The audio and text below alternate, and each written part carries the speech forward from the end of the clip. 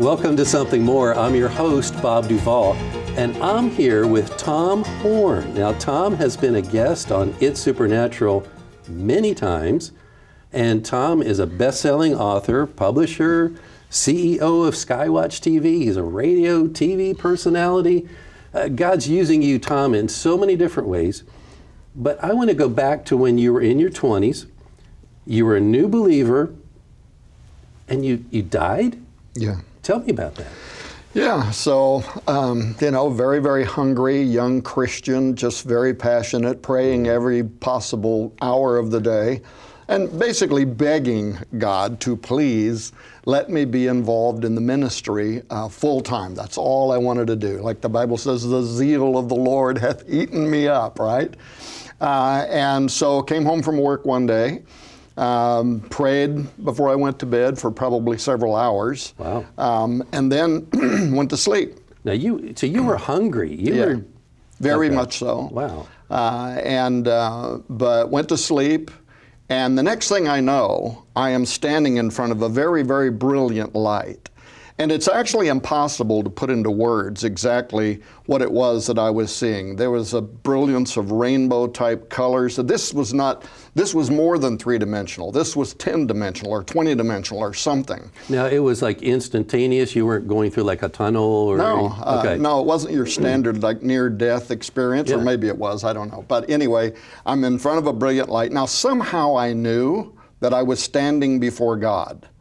I also somehow knew that he had told me some things and he had shown me some things. And in fact, part of what I never get into is I also knew that a scroll had rolled out in front of me and things were playing out on this, like I was seeing the future. But then all of a sudden he tells me, you have to go back now and you're not going to remember. That's crazy, though. It's like he brings you up there, he shows you all these things, and then he said, you're going to forget? You're not going to remember this stuff? Well, why? Well, I didn't know until later. I learned later why that was the case, but the last thing I recall is me saying, please, don't let me forget. Don't let me forget. It's too wonderful. Don't let me forget. But he had told me I was going to forget. So I started falling backward. It was just as if somebody had pushed me out of an airplane and my back's towards the earth. I can literally hear the wind going around me. It was so vivid. And this light is moving away from me very quickly. Moments later, I literally saw the roof of my house go around me, right? And I landed on the bed with what felt like a thud, right? And I sat up in bed, took in this deep breath, like that. And now I was no longer in this dream state, but I was literally physically awake now and sitting on the bed. Well, now I got to ask you, Tom, how do you know you really died? I mean, it could have just been a weird dream. Right, except for the fact that I hear weeping. And I turn and I look, and my beautiful young wife is sitting up on the bed. Her head is down inside of her hands, and she's been crying for a while. And I said, babe, what's the matter? What's the matter? And when she's able to collect herself, she explains how she had woke up in the middle of the night and I was dead.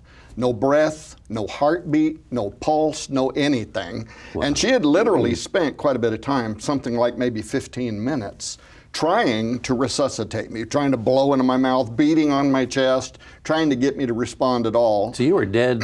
I mean, it wasn't like a minute, a 15-minute period. Okay. A long period of time. And so, I'm trying to take all of this in and still wondering what had just happened to me. Where was I? What was it that I saw? Why was I told I would not remember? Right. And, I probably shouldn't tell you this, but the next day I went and found my pastor, right?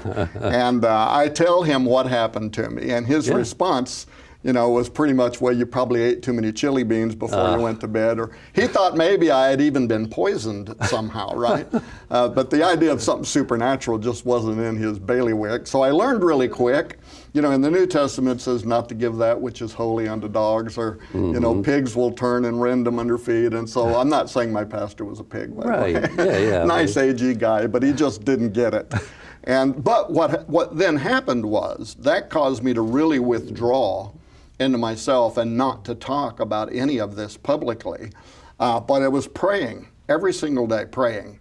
You know, why did this happen? Why would you, it didn't make any sense to me. Why would you tell me things, but then say you're not going to remember? That just didn't make any sense at all. Yeah. But I also happened to be reading through the Bible for the first time in my life, and book by book through the Bible. And a few weeks after that event, still praying about it every day, I'm in the book of Job, chapter 33. And you know what the charismatics talk about, the logos and rhema, the difference between the printed word and then when the word comes alive, right? And I was literally reading through, and here's what my eyes fell upon in chapter 33 of Job, verse 14. For God speaks once, yea, twice, yet man perceives it not. Now that's the first clue that there's something hidden here, right? Verse 15, in a dream, in a vision of the night, when deep sleep falleth upon men, in slumberings upon the bed, then he opens the ears of men and seals their instructions, that he may withdraw man from his purpose and hide pride from man. And there for the first time was the answer to my prayer, really in great detail. He even explains why you're not going to remember. He says it's to withdraw man from his purpose. I totally understood that even as a young preacher, that if I had then saw the fact that someday I'd be sitting here with a guy like Bob doing television and, you know, on the Sid Roth program, and if I would have seen all of this, being a publisher, being a best-selling author, speaking at conferences, you know, what would I have done? I would have aimed at it, and I would have done everything I could do to go directly there and make it happen. That would have been my purpose. He wouldn't let me remember. Why? Because he had a different path that it was important for me to walk through. Both the good, the bad, the struggles, everything that I would have to learn that could season me and qualify me to later on be able to do what I do. But he also says to hide pride from man. And as much as I'd like to think that as a young preacher, if I had seen doing all of this stuff, that I would not have been lifted up with pride, it's very possible, right? Because again, not seasoned, not experienced. So there was a methodology behind it. And now, so now God, though, did have a purpose, and he did unfold to you later on some of those things that you received in heaven, but you didn't remember. And when we come back, Tom is going to talk about one of those things that God showed him. It's an amazing prediction about the Pope that came true. Come back and join us in just a moment. Welcome back to Something More. I'm here with Tom Horn. And before we get to your prophecy about the Pope, one of the things that God revealed to you was something that was happening or going to happen in the religious institution you were part of. So what happened with that? Yeah, so I don't talk about that one very much publicly because there are elements of it that are embarrassing to some of the executive members. I went on to pastor, by the way, for 25 years in the Assemblies of God, or right at 25 years. I was an executive in the Oregon District of the Assemblies of God for about 8 years. Right when I retired, and by the way, I've never been so busy being retired in my whole life, but right when I retired from the Assemblies of God, I had a vivid dream, and when I woke up, I wrote down, it was a whole series of like 12 points of things that were going to happen. One of them even included the death of a young man before it unfolded. And I sealed this and sent it to the state superintendent of the Assemblies of God, gave my son a copy of the letter. And not long ago, my son recovered that letter, and he came back to me, and he was just ashen white. He said, "Dad," he said, "this is spooky, it's scary." He said, "Every single thing you put on here happened exactly as you detailed, including the death of this young man." So that was one of the times, but again, there's a lot of elements to that that could be embarrassing to some members of the organization, so I don't talk about it But publicly. the fact was you heard in a dream ahead of time, and so that's sort of the pattern then. God's unpacking, unfolding these things to you at the appropriate time, like in a dream. You'll wake up and you'll have a knowing that this is going to happen, and you documented that. So let's fast forward then a little bit. to the whole thing about the Pope. And now this goes back just a few years to, let's say, 2011. And you and a researcher you were working with, Chris Putnam, were looking into a 900-year-old prophecy by this Saint Malachi about the popes. And what was that about? Yeah, so allegedly, Malachi O'Morgair, he was an Irish bishop, and in the 1100s he was summoned to Rome by Pope Celestine II. To give a report on his diocese. And so there's a big long story. We talk about it in the book, Petrus Romanus. He's traveling across Europe. He's seeing the conditions of the average person, and he was really a people's individual. He cared about people and their suffering. And he's seeing all this terrible plight across Europe. Then he winds up in Rome, and it's just the opposite, the opulence, right? All the regality and the gowns and the fine wines and money and power and that the popes were enjoying and the cardinals around the Pope. And he was really put off by it. So he gives this report. Now he's leaving Rome, and as he's coming up over the top of the 7 hills, according to the story, he suddenly receives a vision. And the vision's actually a judgment against the papacy. He sees that God is only going to allow this to go on so long. And so he writes down a series of 112 lines, each one of them representing each pope that would arrive in succession from Pope Celestine to the final pope, who he calls Petrus Romanus, Peter the Roman, right?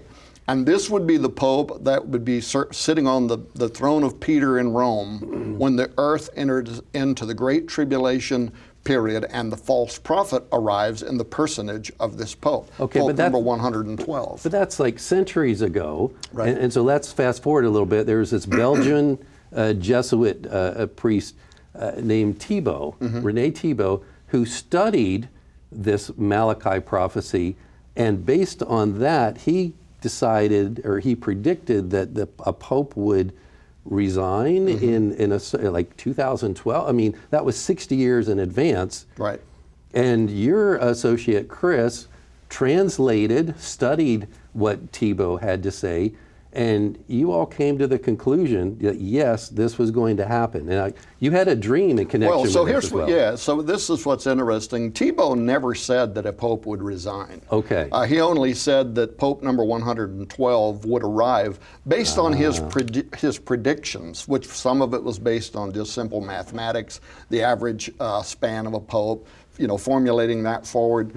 He also got into some mystical stuff, you know, the stars and the moon and alignments and just a bunch of stuff.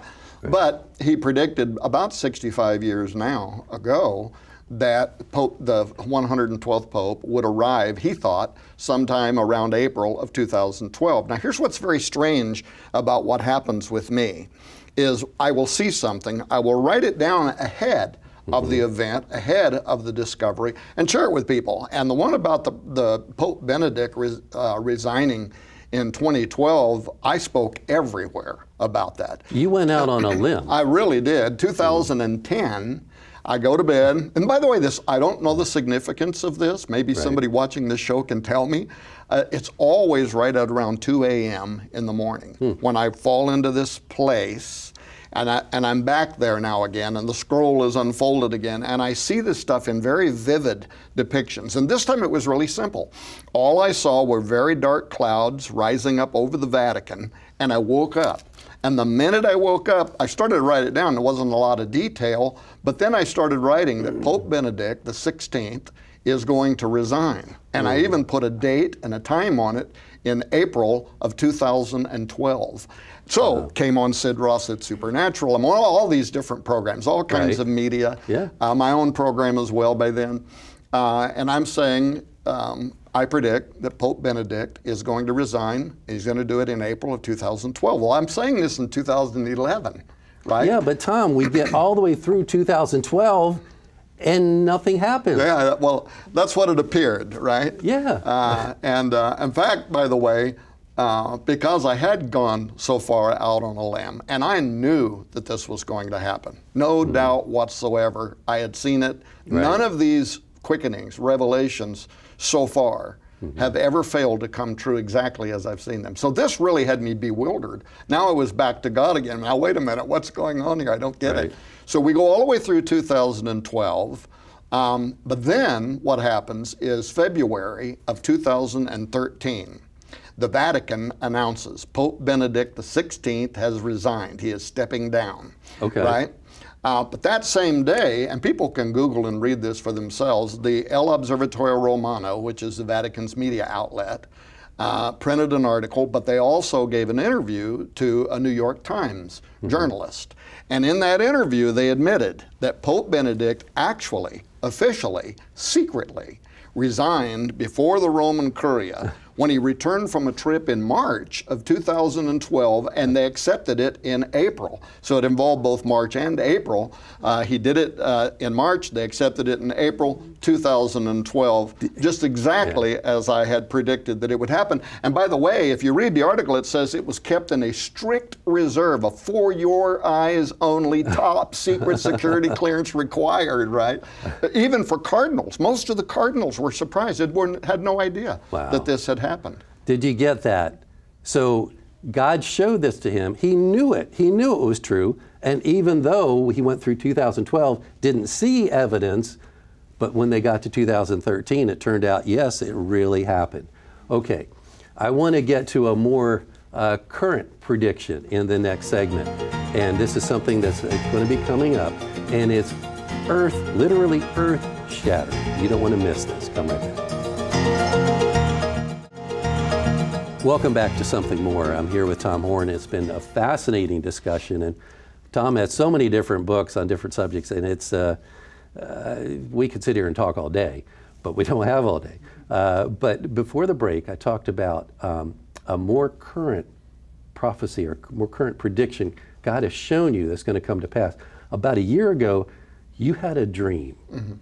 Tell me what that one was about. Yeah, this was the most frightening, the most terrifying, and it kind of stands at odds with the fact that I'm a positive person and I like to speak positively. I don't like talking about things that are fearful. But this literally shook me to the bone.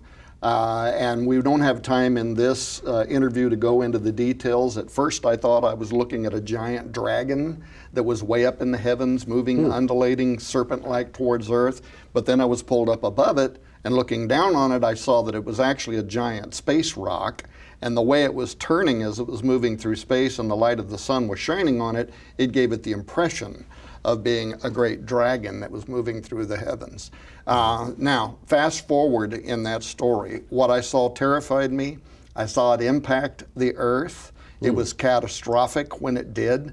And when I woke up, I almost literally fell out of bed. This had more detail than any vision I had seen before. A lot of it is in the book, The Wormwood Prophecy. But when I woke up, I sat up in bed, I started to start writing down what I had seen, and it was as if a voice spoke in the room, and it said a single word. It said, Apophis.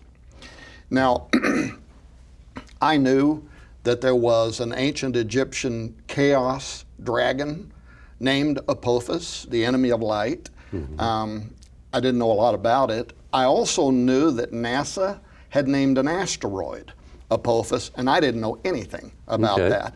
And so my first mission, as soon as I got out of bed, went to my computer, turned it on, so I started doing research into the Apophis asteroid and all of the details around it and what NASA first said about it, what they're now today saying about it, and the potential for it to strike the Earth in just a bit over 9 years from right now. Of all dates, by the way, Friday the 13th, in April 2029. Okay, yeah. Wow. So that's kind of scary, Tom. So what, you know, especially believers hearing that, what should they do? I mean, you know, we don't want to live in fear. We don't want to live in fear, but of course, this is part of prophecy. The entire 8th chapter of the book of Revelation deals with what astronomers now, I learned this after the fact, actually believe is detailing the 4 elements of an asteroid impact on the Earth from each of the first 4 trumpets. It literally caused me to start reading the scripture differently. But when you say what should Christians do about it. Right. I read Luke 21, starting at 25 now, differently than I ever did 25 years as a pastor, but check out what it says. It says, there will be signs in the sun and in the moon and in the stars, and the Greek word their stars is asteroids. Really?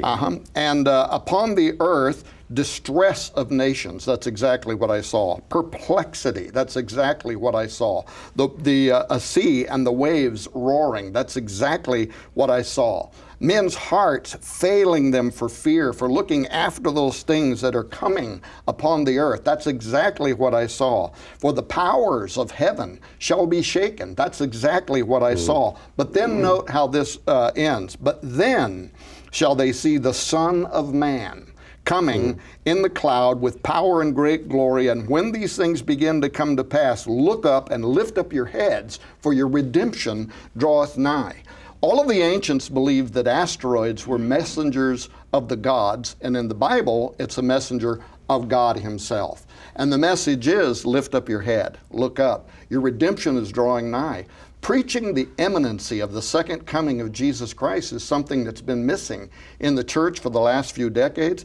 But I actually believe that by 2025, people are going to be able to take a telescope at their home, look up into heaven, and they're going to see Apophis racing towards the earth. 24 months later, they'll be able to see it with the naked eye. And what I saw was everybody on the planet on their face begging God to deliver them from this menace that was coming. So I think this could actually initiate the next great awakening, a final revival, if you will, that will help to usher in literally millions and millions of people around the world. And then there's one other element about this, and there's a precedent for it in Scripture, and that is that the judgment could be averted. If enough people pray, if enough people turn to God and rend their heart, it says, instead of their garments, it could be averted. There's a pattern for that all through the Scripture. Absolutely. The book of Joel, if you will turn to me, I will send you a blessing instead of a cursing. The story of Jonah being sent into Nineveh, up and down the streets, you're going to be destroyed in 40 days. So there is good news. Tom, thank you for being my guest on Something More, and thank you for watching us and visiting with us today. And you know, there is good news. There is good news of revival coming, of people seeing the threat and turning to God. If you know Him already, follow Tom's example. Be hungry, be desperate for God. Be open to hearing from Him. And if you don't know Him yet, today is the day of your salvation. Turn to Him where there's hope, where there's just, there's excitement in living the life that God has laid out for you to live. God put in Tom instructions and things for his life, but God has a plan for you as well. Thank you again for joining us on Something More. Come back next time. Thomas Horn is the author of the best-selling books Petrus Romanus, The Final Pope is Here, and The Rabbis, Donald Trump, and the Top Secret Plan to Build the Third Temple. Now he has released his latest end-time revelatory book about the cosmic cover-up of end-time proportions. Call and get Thomas Horn's brand new explosive book and his exclusive 3-part audio CD revelatory series, The Wormwood Prophecy, NASA, Donald Trump, and the cosmic cover-up of end-time proportions. This is an exclusive offer for our It's Supernatural audience. Yours for a donation of $35. Shipping and handling is included. Ask for offer number 9675. In the book of Revelation, chapter 8, we read, "A great star from heaven, burning like a torch, fell on a third of the rivers and on the springs of the waters. The name of this star is Wormwood." Revelation 8:10 through 11. Through Thomas Horn's brand new revelatory book and exclusive 3-part audio CD series, you will discover that the Wormwood star could be an asteroid, which scientists believe is headed on a collision course with planet Earth in 2029. Through the book and 3-part audio CD series, you will find out about the mystery of Wormwood, understand why Thomas Horn believes that Wormwood is not an angel, but instead the asteroid Apophis, discover the truth behind NASA, Donald Trump, and the cosmic cover-up of end-time proportions, understand what this means for America, Israel, and the world's future concerning God's prophetic timeline and the return of Jesus. Learn that NASA just decided to fund a Deep Space Armageddon asteroid telescope. Understand why President Trump launched a new branch of the military called Space Force to combat approaching threats to our nation.